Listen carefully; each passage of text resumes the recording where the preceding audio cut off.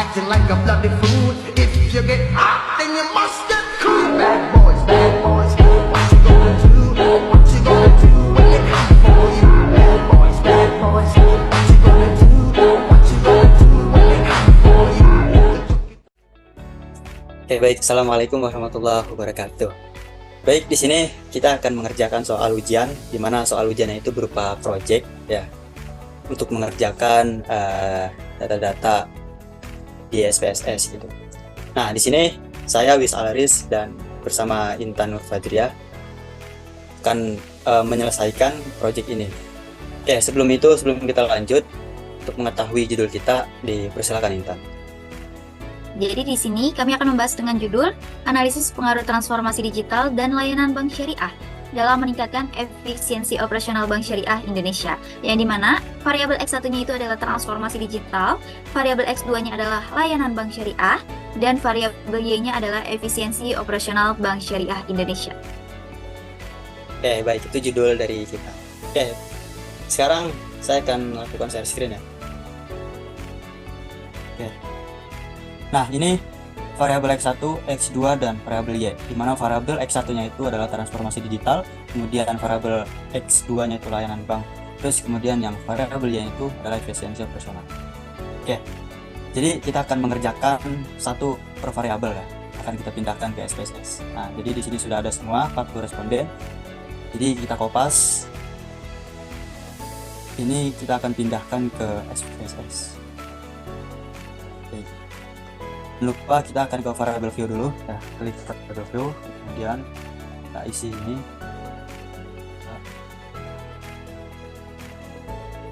Oke, nah kemudian di bagian ini, di user ini kita ganti nominal. Oke, kita kembali ke data view, kemudian data dari Excel yang sudah kita copy, kemudian kita paste di sini. Oke, kemudian kita klik analyze. Di sini ada bagian scale, kita klik scale, kita klik capability analysis. Nah, kotak ini kita akan pindahkan ke kotak items. Kemudian di sini ada statistik, kita klik statistik. 3 kolom ini kita centang semua. Oke, kemudian kita klik continue. Nah, di sini ada model dari banyak ya, berbagai model, tapi kita pakai model alpha. Oke, kemudian kita klik OK. Bentar. Oke, baik. Nah, ini hasil dari uji reliabilitas yang sudah diuji, di mana di sini terlihat ya reliabilitas statistik yaitu 0,649, di mana standarnya itu kan 0,07. Jadi ini tidak reliable. Kemudian item statistik standar deviasi. Nah, bagian item total statistik atau corrected item total correlation ini adalah validitas ya, dimana A1 bisa dilihat 0,383, A2 nya itu 0,571 dan sampai ke bawah. Kita akan cek satu persatu apakah ini valid atau tidak. Oke, untuk yang pertama A1 itu kan 0,383, ini bisa dikatakan valid. Terus yang kedua ini 0,571 valid juga. Kemudian yang ketiga ini 0,436 valid juga. Nah, yang keempat valid. Nah, yang terakhir pertanyaan yang kelima itu 0,251, mana ada ketidakvalidan data yang tidak sesuai. Oke, kemudian di sini ada skala statistik. Nah, untuk selanjutnya X2 dan Y itu pengerjaannya sama kayak tadi ya. Jadi saya di sini langsung ke hasilnya. Nah, untuk X2 itu reliabilitas statistiknya itu bisa dilihat ya 0,606. Ini tidak reliable ya, karena reliabilitasnya itu 0,07. Oke, kemudian di sini ada item statistik standar deviasi. Nah, kita bisa lihat di sini yang X2 itu validitasnya bisa dilihat. Nah, langsung saja untuk X2. Yang pertama, yang kedua, kemudian jadi ada 2 data yang tidak valid di X2 ya. Jadi 3 data ini valid, yang A8, A9, dan A10 seperti itu. Nah, terus kita lanjut ke variabel Y. Nah, ini variabel Y reliabilitas statistiknya itu 0,87. di mana ini bisa dikatakan reliable ya, karena standarnya itu kan 0,07. Baik. Nah, hitung statistik standar deviasi seperti ini. Nah, kemudian di sini hitung total sama ya, untuk melihat data valid atau tidak. Oke, langsung saya sebutkan. Di sini bisa dilihat, jadi di variabel yaitu semua datanya valid ya, karena di atas 0,03 seperti itu. Kemudian di sini ada skala statistik dan sebagainya. Nah, seperti itu untuk menguji reliabilitas dan standar deviasi. Nah, untuk soal berikutnya atau normalitas itu akan dilanjut oleh Intan. Dipersilakan. Saya Intan Nur Fajriya. Saya di sini akan mengenai uji tes normalitas. Baik, di sini ada dari data Excel yang sudah kami rekap dari hasil responden dari teman-teman sebanyak 40 data. Nah, kemudian kita langsung beralih ke dalam SPSS. Dan di sini ada total ya teman-teman. Total ini dari masing-masing per variabel. Ini langsung saja ke SPSS. Nah, baik di SPSS ini sudah saya salin langsung dari ketiga variabel dari bagian total. Yang pertama kita ganti untuk variabel view-nya dulu. Di sini kita ganti identik dengan X1. Kemudian yang di sini baik, yang di sini yang kedua adalah X2. Dan yang terakhir adalah variabel Y. Nah, kemudian di sini bisa diikutin teman-teman, untuk desimalnya adalah 2, measure-nya adalah scale, dan yang terakhir kita ganti juga ke scale. Jika sudah, data view-nya akan berubah seperti ini. Ini adalah hasil data total dari masing-masing variabel. Jika sudah seperti ini, langsung saja kita untuk menguji tes analisisnya, yaitu kita dengan mengklik analyze, kemudian kita klik descriptive statistik, kemudian kita klik explore, dan di sini kita masukkan variabel pertama yaitu dari Y ke dependent list. Jika sudah, kita klik close.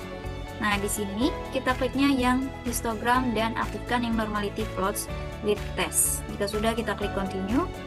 Displaynya tetap good. Nah, teman-teman di sini harus ketahui terlebih dahulu untuk dependent list. Di sini kita akan mencoba dari masing-masing variabel. Yang pertama dari Y, dan nanti akan kita uji dari yang X2 dan juga X1-nya. Jika sudah, kita klik OK.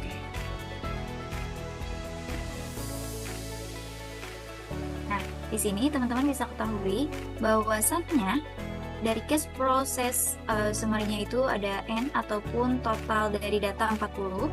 Kemudian di sini ada dari test of normality-nya. Test of normality ada dari Kolmogorov Smirnov dan juga Shapiro-Wilk. Nah, di sini untuk signifikasinya adalah 0,022 dan juga ada dari Shapiro-Wilk-nya itu sebesar 0,005. Bahwasannya di sini bisa dikatakan data tidak normal karena standar normalitasnya itu adalah sebesar 0,005. Nah, kemudian di sini ada histogramnya. Ini histogramnya seperti ini, kemudian ada normalnya seperti ini.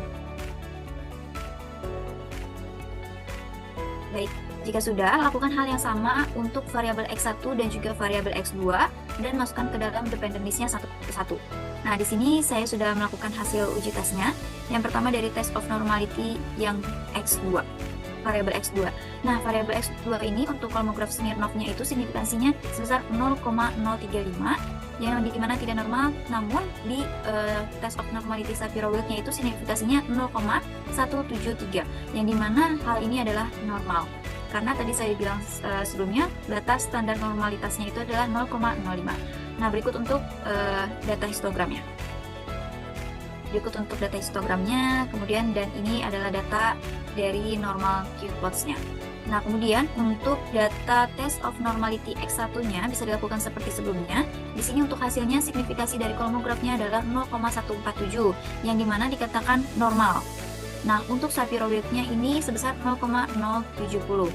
Seperti yang tadi saya bilang, standarnya adalah 0,05 dan di sini adalah 0,070 dan standar. Berikut untuk hasil histogramnya. Kemudian ini untuk normal plots-nya juga untuk X1 juga bisa dianggap normal. Baik, itu adalah dari hasil uji normalitas. Berikut mungkin akan dilanjutkan untuk uji asumsi klasik lainnya. Oke, baik, sekarang kita masuk ke yang berikutnya, yaitu uji klasik yang kedua, yaitu multikolinaritas. Nah, informasi sedikit untuk kriteria dari pengujian dari uji klasik multikolinaritas ini ada dua. Yang pertama, jika lebih besar dari 0,100 toleransinya dan FIF-nya itu kurang dari 10,00, maka kesimpulannya itu akan tidak terjadi gejala multikolinaritas. Kemudian yang kedua, jika toleransinya itu kecil ya dari 0,100 dan FIF-nya itu besar dari 10,00, maka kesimpulannya itu akan terjadi multikolinaritas.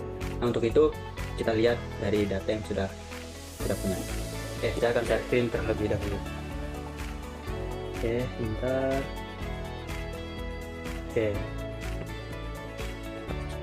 Oke, ini data Excel. Nah, jadi yang kita ambil di uji multikolinaritas itu adalah total di setiap variabel. Nah, kebetulan di SPSS ini kita sudah menyalin ya data totalnya X1, X2, dan Y. Ya, ini X1, X2, dan Y, kemudian ini data view-nya. Nah, lanjut kita klik analyze, di sini ada analyze.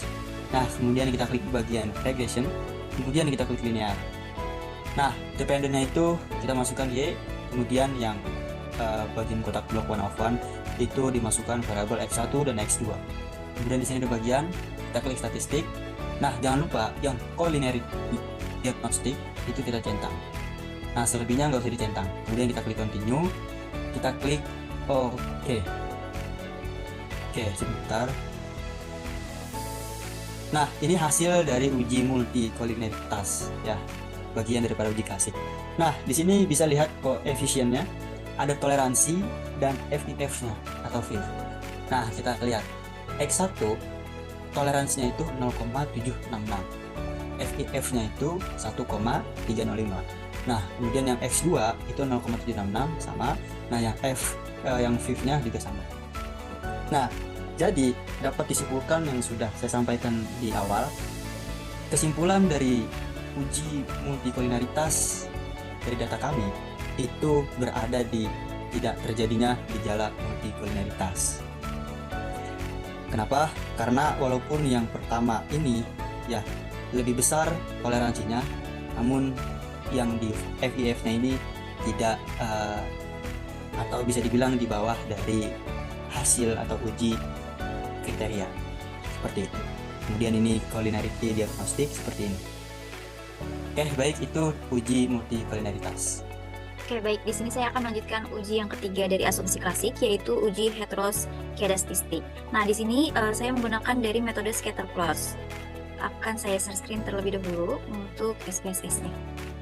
Baik, di sini langsung saja. Di sini sama seperti uji-uji sebelumnya, yang dimana X1, X2, dan Y-nya ini adalah dari hasil total respondennya. Nah, kemudian di sini untuk variabel view-nya langsung saja namanya bisa diganti dari masing-masing variabel yang dibutuhkan. Langsung saja saya contohkan untuk uji heteronya ini, klik analyze, kemudian kita klik dari regresi dan juga kita klik linear. Nah, di sini akan muncul tampilannya seperti ini. Untuk dependennya kita klik masukkan Y dan juga independennya itu X1 dan juga X2. Jika sudah kita plot, nah kemudian di sini untuk Y-nya ini kita masukkan yang S resid dan X-nya itu kita masukkan yang Z pred. Nah, jika sudah seperti ini, kemudian kita klik continue. Kita klik OK. Baik, berikut untuk hasilnya dari uji heteroskedastistik. Nah, ini untuk regresi variabelnya, kemudian ada model summary-nya, dan kemudian ada ANOVA-nya, di mana regressionnya itu sebesar 63,373, dan juga di sini perlu diperhatikan untuk koefisiennya. Untuk koefisiennya ini, dependennya yang kita bandingkan itu dengan dependent variable Y ya, teman-teman. Di sini ada X1 dan juga X2 dengan signifikansinya yang berbeda. X1 itu sebesar 0,075 dan juga X2 sebesar 0,632. Nah, kemudian di sini ada lebih lengkapnya itu ada dari residual statistik. Nah, terakhir yang perlu diperhatikan dari scatter plot ini adalah ini. Dari grafik regression standar standar guys. Nah, di sini apabila titik-titik ini lebih menyebar daripada di gambar ini, itu akan dapat dikatakan atau disimpulkan lolos dari pengujian uji heteros ini. Namun, jika teman-teman masih ragu apakah ini termasuk dalam menyebar atau belumnya, itu bisa dilakukan untuk uji heteros yang kedua, itu adalah Bezier. Namun di sini kita menggunakan Sketcher dari Sketcher Plots. Dan hasilnya seperti ini dari tampilan yang telah kita uji. Oke, baik. Sekarang kita lanjut ke uji klasik yang terakhir, yaitu uji autokorelasitas. Oke, saya akan share screen terlebih dahulu. Nah, ini tampilan dari Excel. Ya. Nah, untuk uji autokorelasitas itu yang kita masukkan adalah total dari setiap variabel. Nah, di sini udah ada SPSS, jadi yang dimasukkan itu X1, X2, dan Y. Jadi itu total dari setiap variabel. Nah, kemudian di data view. Nah, ini data-data yang sudah kita salin ya. Nah, terus kemudian kita klik analyze. Nah, kita cari yang regression. Klik regression. Kemudian kita klik linear. Nah, untuk ya ini kita masukkan di dependent, dan yang independennya itu X1 dan X2. Kemudian di sini ada plots ya. Maaf, di sini kita klik yang statistik. Nah, untuk estimate ini kita centang, model fit kita centang, dan turbin wajeng kita centang. Kemudian kita klik continue, di situ kita klik OK.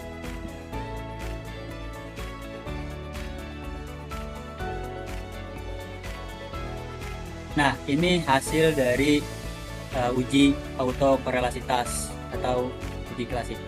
Nah, di sini bisa dilihat ya regression variable enter atau remove. Di sini sudah ada setiap variabel. Kemudian model summary-nya sudah ada, atau di sini yang paling ujung itu turbin wajengnya 1,422. Kemudian bagian ANOVA juga terkhusus di signifikan, yaitu 0,183. Nah, di koefisiennya itu signifikannya juga 0,130. Terus untuk X1-nya itu 0,75 dan X2-nya itu 0,635.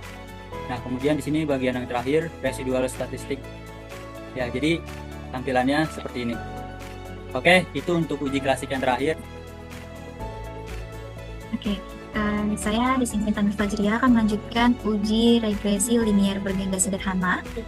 Saya akan share screen terlebih dahulu, di mana data yang pertama ini telah saya copy paste dari hasil data responden yang mengenai total, hampir sama seperti uji-uji sebelumnya. Kemudian untuk variable view-nya ini bisa disamakan seperti ini, dan measure-nya itu scale. Nah, jika sudah data view ini kita klik analyze, kemudian kita klik regression, kemudian kita klik linear, dan di sini dependennya itu Y, kemudian untuk independennya X1 dan X2.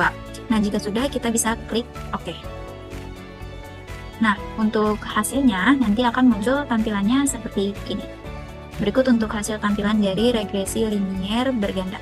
Mungkin saya akan sedikit menjelaskan juga terkait penjelasannya. Oke, baik. Nah, di sini ini saya akan menjelaskan sedikit. Di sini kita harus perhatikan dari hasil regresi, uji regresi ini ada model summary. Nah, untuk model summary-nya ini yaitu dengan output koefisien determinasinya. Nah, dengan analisis yang dimana diketahui nilai adjust R square-nya itu sebesar 0,038. Ini yang di sini ya, di tabel sini. Nah, hal ini dapat disimpulkan bahwa pengaruh variabel independen terhadap variabel dependen secara simultan atau bersama-sama sebesar 38%. Nah, kemudian kita scroll lagi ke bawah. Di sini ada dari hasil ANOVA-nya. Nah, untuk hasil ANOVA-nya ini yang kita perhatikan adalah signifikasinya. Berikut untuk penjelasannya ada di slide sebelah kiri. Dengan analisis, kita harus mengetahui bahwasannya model regresi dinyatakan fit atau dapat dinyatakan bagus itu dengan nilai signifikasinya di bawah 0,05. Nah, sedangkan untuk signifikasi kita ini adalah 0,183 ataupun dapat diartikan di atas dari 0,05. Maka kesimpulannya bahwa variabel independen tidak berpengaruh signifikan secara simultan atau bersama-sama terhadap variabel dependen. Seperti itu sama seperti uji F. Nah, kemudian untuk hasil selanjutnya ini ada di bagian koefisien, di tabel koefisien. Nah, ini untuk tabel koefisien ini ada di bagian bawah ini, itu sama seperti output uji T atau uji hipotesis. Nah, dimana kita dapat menggarisbawahi dulu nilai standarnya itu di bawah dari 0,05, yang dimana kesimpulannya itu ada pengaruh secara signifikan nih, dan juga sebaliknya. Sedangkan analisis dari hasilnya ini sama ya hasil yang di sebelah kiri. Nah, ini ada konstannya signifikasinya dengan 0,130, kemudian X1-nya signifikasinya sebesar 0,075 dan X2-nya itu 0,632. Nah, dapat disimpulkan bahwasannya nilai signifikasi variabel X1 dengan sebesar 0,075 itu artinya di atas dari 0,05. Maka dapat disimpulkan bahwasannya tidak memiliki pengaruh yang cukup kuat dengan variabel Y. Kemudian untuk analisis keduanya itu nilai signifikasi variabel X2 sebesar 0,632 yang artinya di atas dari 0,05. Maka dapat disimpulkan bahwa variabel X2 ini tidak memiliki pengaruh dengan variabel Y seperti itu. Nah, kemudian di sini dari hasil koefisien ini bisa kita turunkan menjadi analisis persamaan regresi berganda. Inilah yang menjadi ujinya. Nah, dapat diketahui bahwasannya persamaan regresi yang diperoleh itu adalah 10,167 itu diperoleh dari hasil konstanta yang bagian B ini. Yang bagian B ini 10,167 dari unstandardized. Kemudian ditambah juga dengan 0,542 X1. Itu merupakan bagian dari hasil yang X1 sebesar 0,542 ini. Nah, kemudian kenapa di sini dikurang 0,154 dari X2? Karena X2-nya ini di sini negatif 0,154. Maka dari itu persamaannya adalah 10,167 ditambah 0,542 X1 dikurang 0,154 dari X2. Dapat dinyatakan bahwasannya nilai koefisiensi regresi variabel X1 ini memiliki nilainya positif. Kenapa positif? Karena di sini jelas ya tanda variabel X1-nya itu positif. Maka dapat diartikan bahwa variabel X1 meningkat, maka variabel Y juga akan meningkat dan sebaliknya. Nah, sedangkan untuk variabel X-nya ini memiliki hubungan yang negatif karena di sini hubungannya minus ya, dapat diketahuinya minus. Yang dimana dapat disimpulkan bahwasannya jika variabel X2-nya ini naik, meningkat, maka variabel Y-nya itu akan menurun dan juga sebaliknya. Jadi maka dari itu untuk yang bernilai negatif ini akan sebaliknya gitu, ataupun dapat berlawanan. Oke, mungkin sekian dari penjelasan kami mengenai regresi linier dan nanti akan dilanjutkan oleh uji berikutnya oleh Wis. Oke, sekarang kita masuk ke uji yang terakhir, yaitu uji correlation Pearson. Oke, saya akan share screen terlebih dahulu. Nah, ini SPSS ya, dari 3 variabel, tahu total di masing-masing variabel kita masukin ke SPSS. Di variabel view-nya seperti ini, X1, X2, dan Y. Kemudian misternya juga di sini scale semua. Kemudian kita kembali ke data view, terus kita klik analyze. Kemudian di sini kita cari correlate, kita klik bivariate. Nah, 3 masing-masing variabel kita masukin di dalam kotak variables. Untuk correlation coefficient itu kita centang yang Pearson. Terus test of significance-nya ini itu Taylor, kita klik. Kemudian yang ini juga kita centang. Seperti itu, kemudian kita klik OK. Oke. Nah, ini hasil dari uji correlation Pearson. Nah, untuk variabel X1 itu di sini signifikannya itu 0,073. Bisa dibilang ini di atas dari 0,05 ya untuk variabel X1. Untuk variabel yang X2 itu signifikannya itu 0,659. Ini bisa dikatakan juga itu di atas dari 0,05. Itu bisa dibilang signifikan. Terus yang terakhir yaitu dari variabel yang Y, signifikannya itu ya memang seperti ini. Nah, kemudian di paling bawah itu ada correlation is significant at the 0,01 level. Jadi bisa dibilang sudah dikatakan di atas dari di bawah dari 0,05. Oke, seperti itu dari uji correlation Pearson. Baik, sekian pemaparan uji dari berbagai tes yang akan kami lakukan tadi. Sekian dari kami, kurang lebihnya mohon maaf. Wassalamualaikum warahmatullahi wabarakatuh.